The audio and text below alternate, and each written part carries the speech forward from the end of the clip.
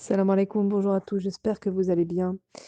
Donc voilà, donc dans la lignée des podcasts, des derniers podcasts que j'ai fait, spécial un peu confinement, spécial la situation actuelle des choses, je voulais vous parler, comme je vous avais dit la dernière fois, d'un sujet qui est assez important et qu'on néglige souvent, surtout dans notre société actuelle où on cherche avant tout la productivité, où faut qu'on soit sur le qui-vive et cetera.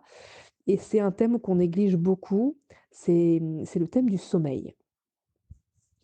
Alors, avant de commencer, c'est vrai que, je voulais vous parler de ce thème parce que déjà parce que déjà donc personnellement, depuis quelques semaines, c'est vrai que, voilà, je ne dors pas énormément étant donné que, voilà, bébé fait ses dents, donc voilà, donc effectivement, il y a un manque de sommeil et ça se ressent cruellement sur la journée. Donc ça, c'est évident qu'on fait des nuits blanches à répétition, on sent bien que l'importance du sommeil et quand on peut avoir, 1/4 d'heure, 20 minutes, 30 minutes, 1 heure de sommeil en plus dans la journée, ça fait un bien fou.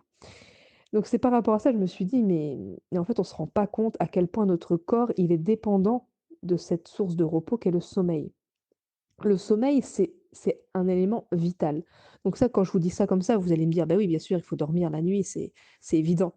Et pourtant, il y a nombre d'études qui montrent que de plus les années avancent, plus les gens moins les gens dorment. Moins les gens dorment. Avant, les gens dormaient à peu près entre 7, 8, voire 9 heures par nuit. Maintenant, les dernières études sont sorties et beaucoup de personnes, dorment, moins de 6 heures par nuit. Moins de 6 heures par nuit, c'est très peu. C'est très, très peu. Sur 24 heures, dormir que 6 heures, c'est très, très peu. Surtout quand on a vraiment conscience de ce qu'apporte le sommeil à l'organisme. Pendant que vous dormez, il se passe tout un tas de choses dans votre corps. Votre corps, il est en mode repos, il est en mode réparation, il est en mode régénération, il est en mode tri et cetera. Et du coup, il est vraiment en système de nuit, en fait, hein. Très concrètement, dès que la nuit tombe, donc là, les journées rallongent, mais même en hiver, dès que la nuit tombe, votre corps, normalement, il se met en mode un peu repos, un peu voilà, il déconnecte certaines fonctions et progressivement, il nous entraîne vers le sommeil. Mais c'est vrai que de nos jours, avec toutes les stimulations qu'on a, que ce soit la stimulation des écrans, que ce soit les stimulations de voilà, la Wi-Fi, que ce soit les stimulations voilà, où en gros on se couche très tard, hein, on se couche très, très tard, hein. Beaucoup de personnes avouent se coucher entre minuit et demi, 1 heure, ce qui est vraiment très tard, très, très tard, la nuit est déjà bien entamée.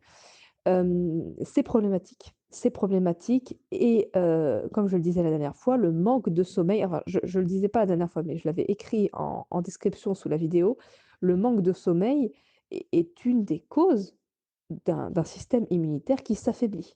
Parce que si on ne dort pas assez, notre corps n'a pas assez le temps, de réparer tout ce qu'il a réparé, de se régénérer et cetera et on se réveille le matin avec la moitié du travail qui a pas été fait et du coup, on doit enchaîner sur une journée et cetera, ainsi de suite, ainsi de suite.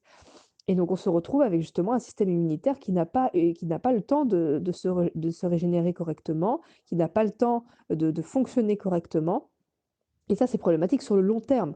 C'est évident que, bah, là, je prends mon cas, mais pour le cas d'une mère, qui justement donc a accouché où on va dire les 5, 6 premiers mois, c'est assez dur au niveau des nuits et tout ça.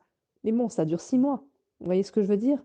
Alors qu'il y a certaines personnes de nos jours, même pas certaines, la plupart des personnes de nos jours, elles vont se coucher, pendant plusieurs années consécutives, aux alentours de minuit, stimulation des écrans.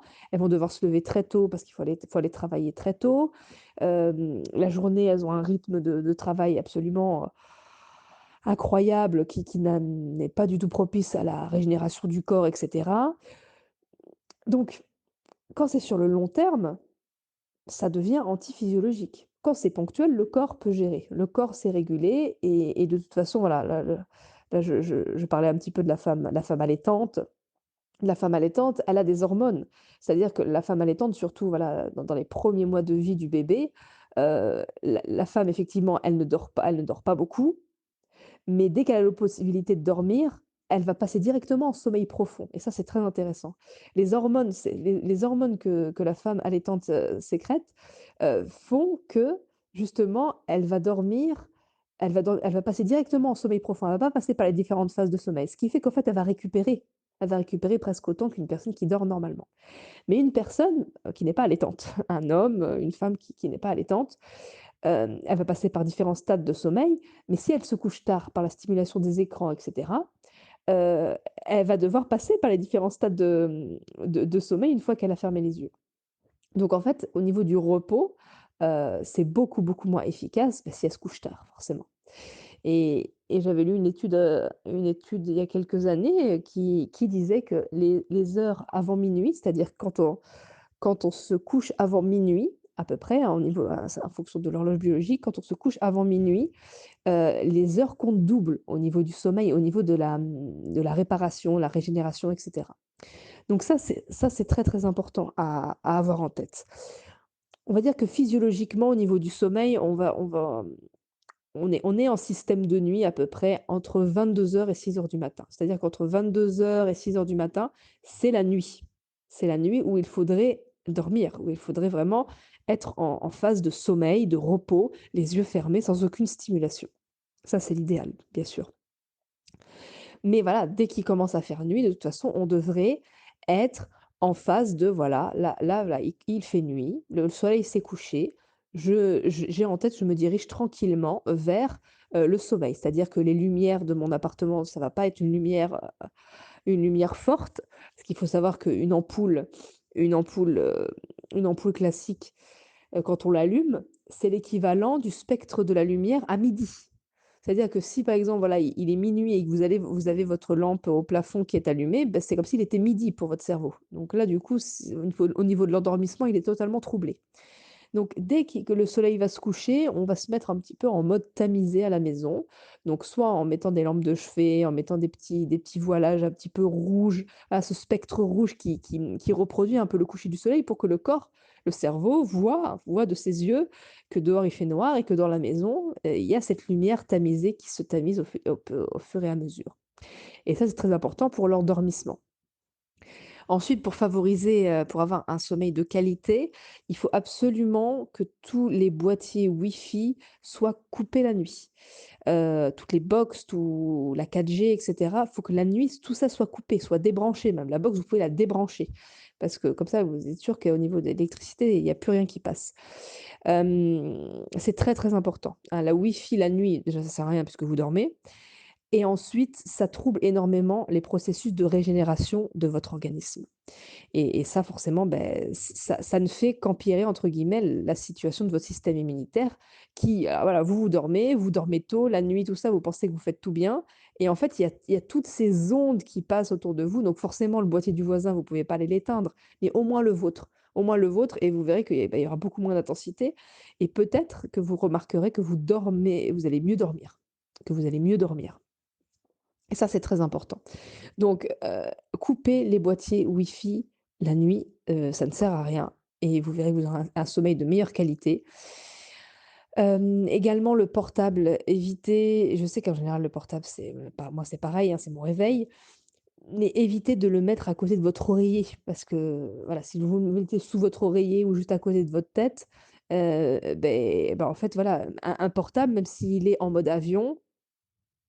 Bon, s'il est éteint, c'est un peu moins fort, mais s'il est en mode avion, il est quand même allumé. Donc d'accord, il y a pas les ondes et cetera, mais il est quand même allumé. Il y a quand même des champs électromagnétiques qui se produisent et notre corps, est électricité, donc forcément, il y a des interactions.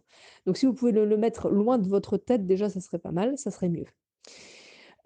Ensuite, donc pour un sommeil, de meilleure qualité, essayez de mettre votre lit pas trop collé au mur. C'est-à-dire, bon, c'est un peu délicat de dire ça, mais c'est vrai que dans les murs, si vous voulez, il y a toutes les fils électriques qui passent.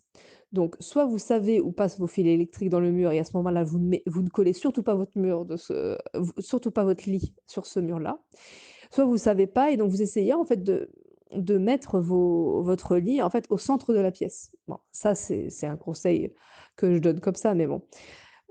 Au moins essayer de repérer où passent tous vos fils électriques. En général, ils passent pas par tous les murs. Il y a 1 ou 2 murs de la chambre qui concentrent tous les fils électriques. Donc essayez de savoir où ça peut se trouver pour ne pas coller votre lit et surtout votre tête, heu, dans ces fils électriques et vous verrez que, pareil, il y aura moins d'interaction au niveau de l'électricité, des champs électromagnétiques et cetera.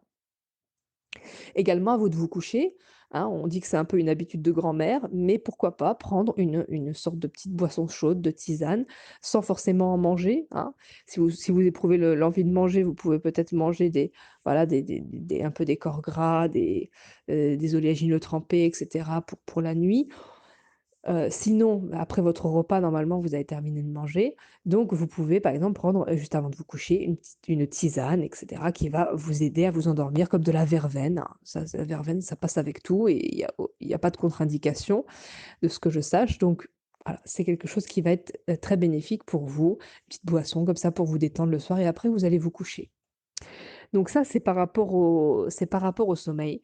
Donc et voilà, tout en ayant en tête que justement, avoir un sommeil de qualité, ça va renforcer votre immunité. Donc c'est pour ça aussi, je voulais faire ce podcast, parce qu'en ce moment, voilà, on est en confinement. On est en confinement et on ne va pas travailler tous les matins. Bon, il y en a, ils font du télétravail, bien sûr, mais il y a les transports en moins, donc il y a moins de fatigue et il y a moins de temps de transport. Toutes les dettes de sommeil que vous avez accumulées durant toutes ces années, les personnes qui ça fait 10, 20, 30, 40 ans qu'elles travaillent tous les matins, qu'elles se lèvent à 6 heures et cetera, qu'elles dorment tard. Il est temps de réguler et un peu essayer de commencer à rembourser votre dette de sommeil. Profitez de ce confinement pour rembourser votre dette de sommeil et justement renforcer votre immunité par ce repos. Parce que votre corps a besoin de repos. Votre corps a été surstimulé, il a vraiment besoin de repos et il ne faut pas négliger ça et profitons de ce confinement. D'accord, il y a les enfants, mais voilà, vous pouvez vous coucher plus tôt et vous pouvez vous permettre de vous lever un petit peu plus tard parce qu'il y a les transports en moins pour aller au travail. Donc remboursons notre dette de sommeil. Profitons-en pour dormir 7, 8, peut-être 9 heures si on peut par nuit, si on en éprouve le besoin dans un premier temps, mais pourquoi pas au moins 7, 8 heures. 7, 8 heures, 8 heures, c'est voilà, ça dépend des personnes bien sûr, mais en général 8 heures, c'est un bon c'est quelque chose qui va vraiment aller vers la régénération du corps, le repos. Il va y avoir des bons équilibres qui vont se mettre en place au niveau de l'organisme. Donc voilà, j'espère que ce podcast, vous aura plu.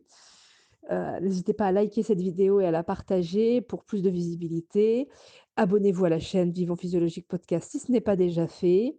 N'hésitez pas à aller voir en barre de description pour voir tout ce qu'il y a. N'oubliez pas qu'en ce moment, il y a -50% sur toutes les formations Vivons Physiologique en cette période de confinement.